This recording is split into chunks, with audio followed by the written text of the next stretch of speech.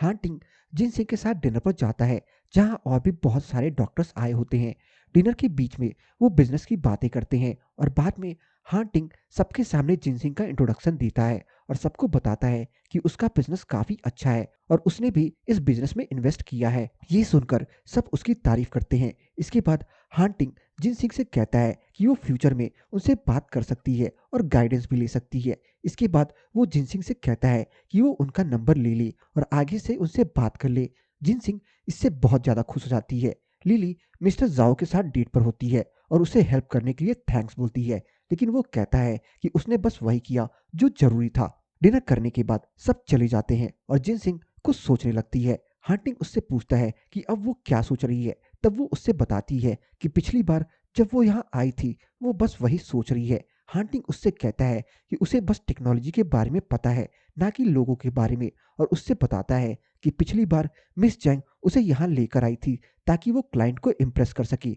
जिसे सुनकर वो थोड़ा गुस्सा हो जाती है। कार में वो उसको थैंक यू बोलती है कि आज उसने इतने सारे लोगों से उसे मिलवाया, लेकिन वो कहता है कि बात ये नहीं कि वो कितने लोगों से मिली है, बल्कि ये है कि वो कितने लोगों के साथ आगे काम कर सकती है। इसके बाद जिनसिंग कहती है कि वो समझ गई है कि उसे अपने बिजनेस पर और ज्यादा काम करना होगा और मैनेजमेंट से लेकर स्ट्रेटजिस्ट तक पर ध्यान देना होगा। अगले दिन जॉमिंग और मिस हान की वजह से मिस लू की नींद पूरी नहीं हो पाती और अपनी प्रैक्टिस पूरी करने के बाद वो जाने लगती है, लेकिन मिस हां उसे रोक लेती है और कहती है कि अगर उसे लाइव स्ट्रीमिंग करनी है तो वो उसके घर से भी कर सकती है और उसकी लाइव स्ट्रीमिंग के लिए वो उसे अलग अलग तरह के सूप बना कर देगी। लेकिन मिस्टर लू को ये नहीं पता होता और वो जामिंग को अपनी माँ समझकर नींद में उसके पास आ जाता है। इससे उसकी लाइव स्ट्रीमिंग बीच में ही रुक जाती है और उसके चैनल को बैन कर दिया जाता है।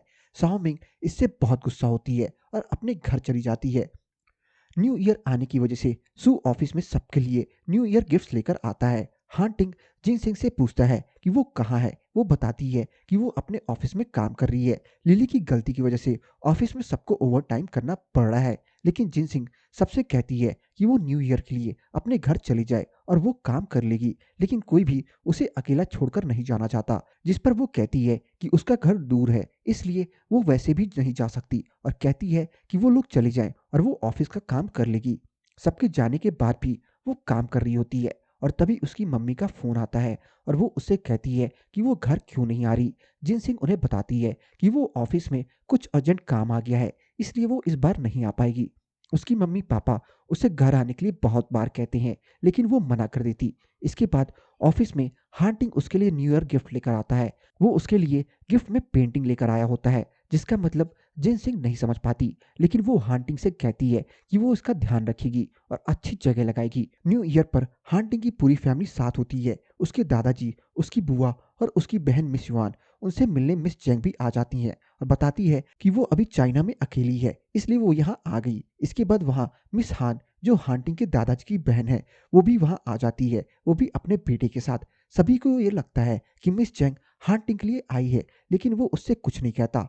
रात में क्यूजी और यिचिन मिलते हैं और यिचिन फिर से उसकी मदद करने के लिए थैंक्स बोलता है और उसे उसके पैसे वापस कर देता है। उधर जिनसिंग खाना लेने मिस्टर जाओ के होटल जाती है, लेकिन रिसेप्शनिस्ट कहती है कि न्यू ईयर पर वो पर्सनल डिलीवरीज नहीं देती। तभी वहाँ मिस्टर जाओ आ जाता है और कहता है कि कोई बात नहीं, वो जिनसिंग को जानता है और इसलिए उसका ऑर्डर लेने के लिए कहता है और कहता है कि न्यू ईयर की वजह से वो उसकी तरफ से कुछ डिशेस भी उसे दे रहा है। इसके बाद वो हांटी को मैसेज करता है कि उसकी वजह से जिनसिंग न्यू ईयर पर भी ओवर टाइम कर रही है, इसलिए वो उसे पैसे देगा।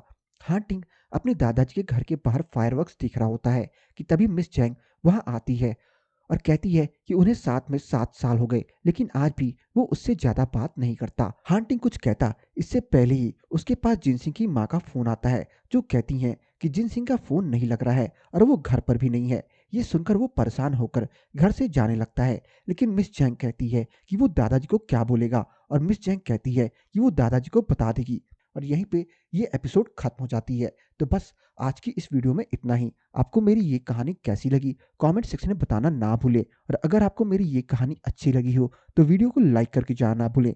चैनल पर नए हैं तो चैनल को जरूर सब्सक्राइब कर लें, ताकि मुझे ऐसी ही मोटिवेशन मिलती रहे और मैं आप सबके लिए अच्छी से अच्छी वीडियोस लाता रहूं।